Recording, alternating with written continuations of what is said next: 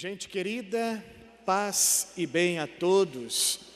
E com esta mesma alegria, quero saudar aqueles que nos acompanham pelas redes sociais e também pela nossa rede catedral de comunicação católica, Rádio América, TV Horizonte, acolhendo sobretudo aqueles que mais precisam da nossa oração, os necessitados, os enfermos, os aflitos, todos aqueles que sofrem. E também acolho aqueles que aqui vêm pela primeira vez na nossa Casa da Unidade, símbolo máximo da comunhão na nossa Arquidiocese de Belo Horizonte, a Catedral Cristo Rei. Sintam-se sempre à vontade e bem-vindos. A casa é de vocês. E quero cumprimentar de uma maneira especialíssima o senhor José Lima dos Passos, que hoje comemora nada mais, nada menos que 90 anos de idade. Que Deus o abençoe, senhor José. É o senhor? Isso mesmo, senhor José. Eu quero chegar aos 90 anos assim, bem igual ao senhor. Aposto que o senhor ainda faz maratona. Muito bem, meu irmão. Saúde e paz, que Deus o abençoe muito e, abençoando ao senhor, abençoe também a família e os amigos.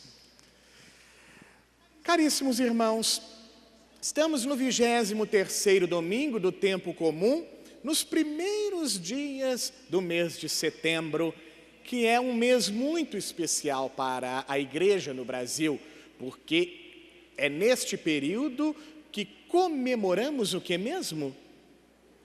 O mês da Bíblia, o mês da Bíblia. É um mês de conscientização. A palavra de Deus não pode ser colocada à margem da religião, porque a palavra de Deus é fonte da nossa fé, ao lado da tradição da igreja, ou seja, os ensinamentos, o catecismo, aquilo que a igreja vem transmitindo aos fiéis já há mais de 2000 anos, e também os sacramentos, dentre os quais o augustíssimo sacramento da Eucaristia. Estes três elementos compõem o pilar central da nossa fé. Logo, a palavra de Deus é fonte, ela nos inspira, ela é palavra de vida. Deus se fez palavra, logo, a palavra deve ser escutada, guardada e praticada. Deve ser escutada dentro da liturgia, também nos momentos de oração pessoal, a leitura orante, atenciosa da palavra de Deus. A palavra de Deus deve ser guardada, isto é, devo fazer um esforço para decorar um ou outro versículo, para que ele esteja sempre presente em meu coração e seja constantemente relembrado, sobretudo nos momentos de tristeza, de angústia, para justamente alimentar em mim a consciência de que eu não estou sozinho, que Deus está comigo, uma vez que Deus se fez palavra. Nós, padres, temos sempre um trecho da palavra de Deus que nos acompanha no exercício do nosso ministério, que geralmente é o nosso lema sacerdotal. O meu tenho sempre comigo, que é um trecho da carta de São Paulo aos Gálatas, capítulo 4, versículo 19, até que Cristo seja formado em vós. Assim também cada fiel, cada batizado deve ter consigo, em seu coração, um versículo, um pequeno trecho, para acompanhar ao longo da vida.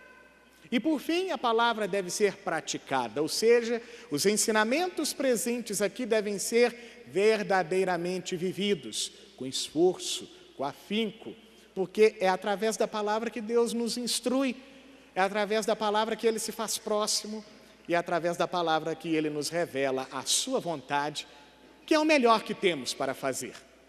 Portanto, caríssimos, ao longo deste mês, nutramos essa consciência. A palavra de Deus é fonte e tem que ser escutada, guardada e praticada.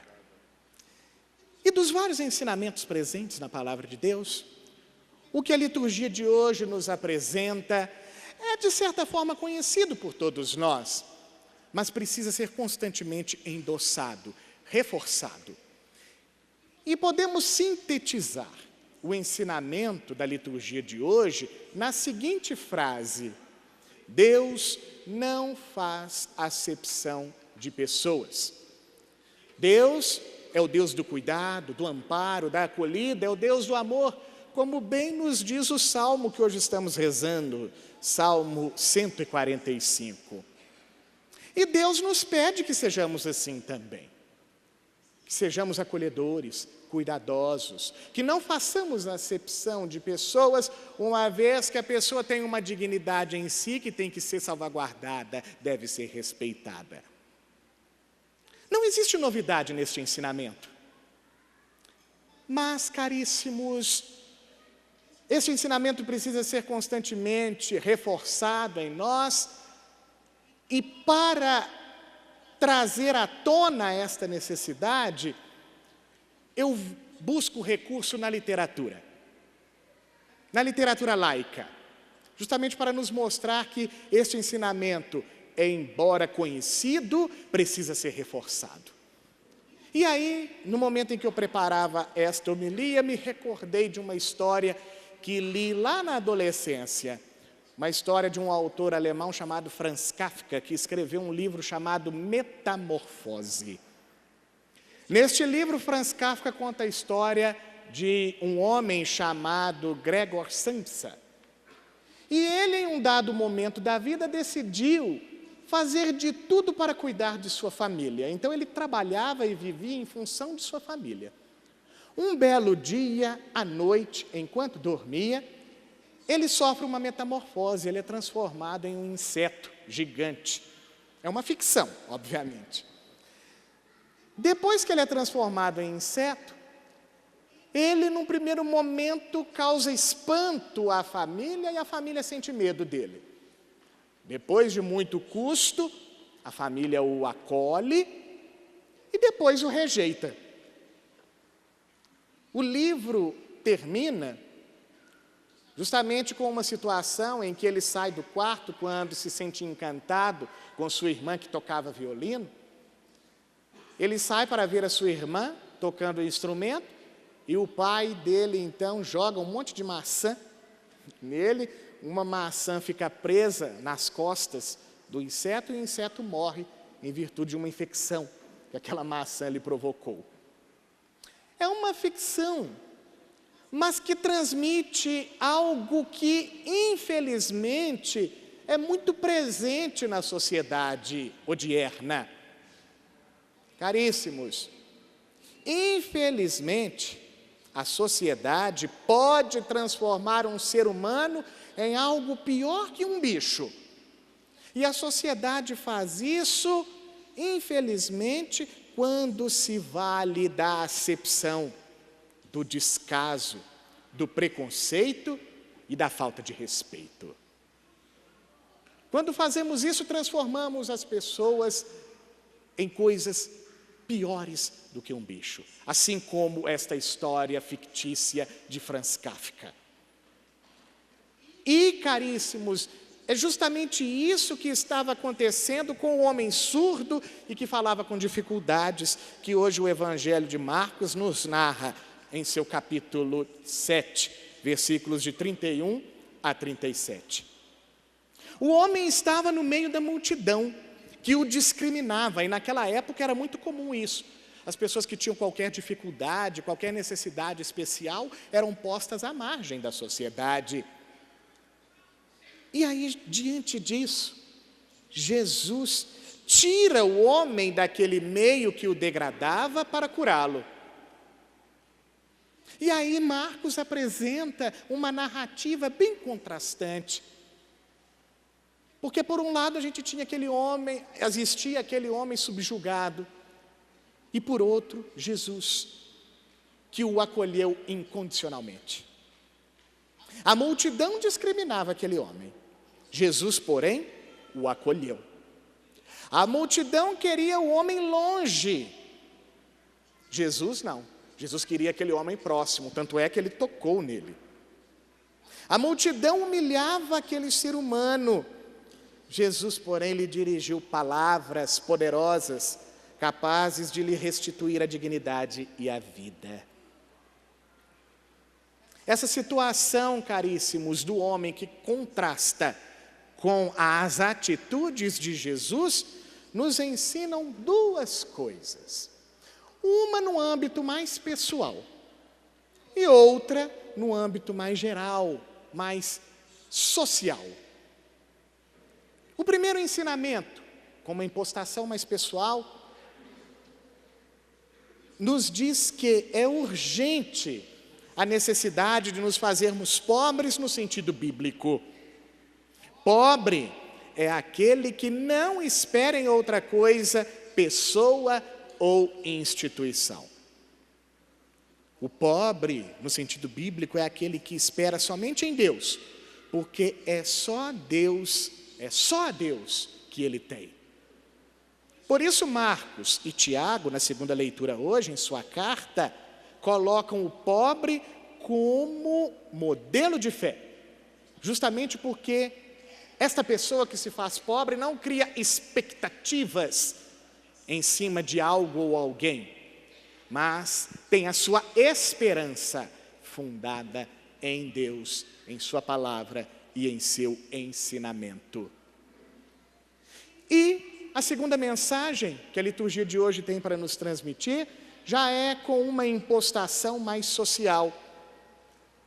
Por quê? Porque nós, enquanto batizados, enquanto discípulos de Jesus, filhos e filhas de Deus, somos os responsáveis pela supremacia do bem, da justiça e do amor. O bem, a justiça e o amor devem ser as forças determinantes de nossa sociedade, e não o lucro, e não interesses materiais. Para isso, caríssimos, é necessária a fé, porque é somente a fé que faz indispensável estas graças próprias de Deus, essas graças próprias de Deus, o bem, a justiça e o amor, como pilares para a conquista e prevalência da ordem. Logo, caríssimos, só pode existir ordem se existir o bem, a justiça e o amor. E para que estas três graças de Deus possam ser de fato a supremacia que embasa a vida da sociedade, é necessária a fé. A fé é condição para que a justiça, o bem e o amor prevaleçam sempre. E este ensinamento é muito oportuno, caríssimos, porque nós bem sabemos que estamos vivendo uma desordem social total. E muita gente acha que essa desordem é natural, é normal, é tranquilo de ser encarada. Mas não, caríssimos. Nada procede normalmente onde há falta de Deus. E a causa de nossos problemas sociais e diversos descompassos, dentre outras coisas, é justamente isto. O mundo está surdo em relação a Deus. Não se escuta mais da forma como deve ser escutada a palavra de Deus. Por isso, é crescente a debilidade interior e a falta de percepção e sensibilidade, limitando os vários horizontes da vida a critérios cada vez mais estreitos. Caríssimos, é só quando damos a atenção devida à palavra de Deus que os vários descompassos existentes podem conhecer o seu termo. Mas para isso é necessário nutrirmos uma sensibilidade em nós. Nós somos os primeiros a praticar aquilo que Deus nos ensina e pede para que de fato a ordem seja estabelecida. E enquanto não aprendermos a ouvir mais a Deus, os nossos problemas sociais e pessoais vão persistir, infelizmente. As ações sociais, sem a palavra de Deus, só servirão de forma imediata.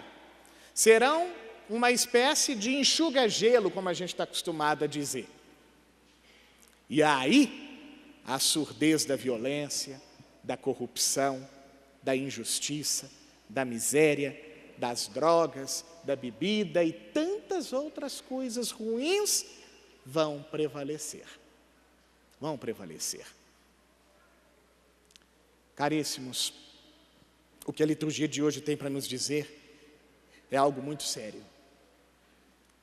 O mundo tem necessidade de Deus. Do Deus que se vinga da maldade pela bondade, do Deus que destrói a maldade por meio do amor. E a profecia de Isaías, capítulo 35, que hoje a liturgia nos traz, deixa isso muito claro. Portanto, peçamos a Deus que deixe mais aguçada a nossa capacidade de ouvi-lo e de falar com Ele. Capacidade essa que recebemos no nosso batismo e que somos constantemente chamados a praticar. E que o éfata da oração não deixe arrefecer em nós o senso de responsabilidade no bem. Este senso caracteriza a nossa identidade cristã católica, assim como a bondade, a justiça, a acolhida e a não acepção de pessoas são traços identitários de Deus. Por isso façamos o possível, sobretudo neste mês da Bíblia, para tornarmos estas características de Deus virtudes nossas, cada vez mais habituais e fortes. E que os ensinamentos da palavra preciosa, da palavra bendita, de fato nos instrua no propósito de que necessitamos de Deus. E enquanto esta necessidade não estiver cada vez mais reforçada, infelizmente, as incongruências, as ambiguidades e várias outras coisas ruins vão prevalecer. E o que deve prevalecer no nosso meio não são as coisas ruins, e sim a bondade, a justiça e o amor, que são graças advindas de Deus. Amém. Louvado seja nosso Senhor Jesus Cristo. Para sempre seja louvado.